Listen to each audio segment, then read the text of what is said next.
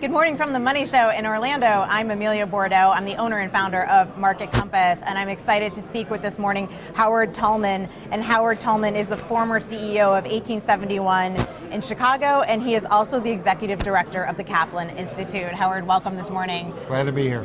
I caught your presentation this morning, which was excellent, and I wanted to ask you, you were talking about tech companies and how, of course, they have to evolve. So what are tech companies doing to evolve and to change so that they can stay viable in such a rapidly changing environment?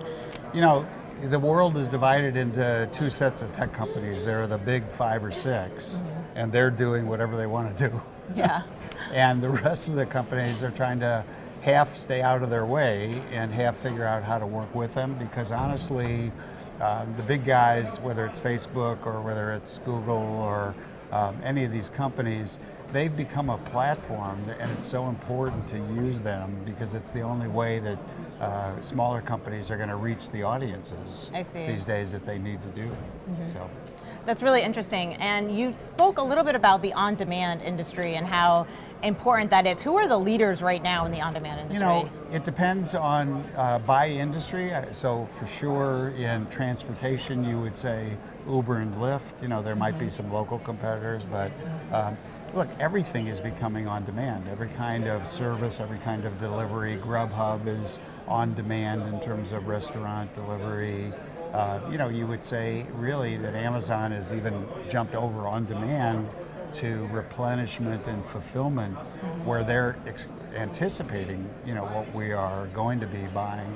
About 70% of what you buy every week at the supermarket is the same stuff. Right. So if somebody can, you know, press a button and say, oh, that the commodities will come every time, once a week or once a month, that's a very futuristic view, but that's how we're going to consume a lot of stuff now. Yeah, that's incredible. Everything is so quick, and there's a demand, I think. Do you think the iPhone has made people less patient in terms of when they receive things that they are buying? You know, it's funny because I think, and you know, I suffer from hurry sickness, you know, like to the nth degree. Anybody who lives in any big city does. But I think it's maybe a little more patient in a crazy way. And the way is that I feel like I'm not wasting the time that I would otherwise waste sitting at an airport, riding, you know, in a car, because you can be productive. You can be reading something, you can be emailing. Now, you know, whether you need to do email 24/7 and all this other stuff is a different, you know, issue. But it's actually made me a better and more patient person, which is shocking. You know, so. That's interesting. So it's made him more efficient as for us as well. Okay, so we are going to come right back with Howard, and we're going to discuss more interesting topics in tech.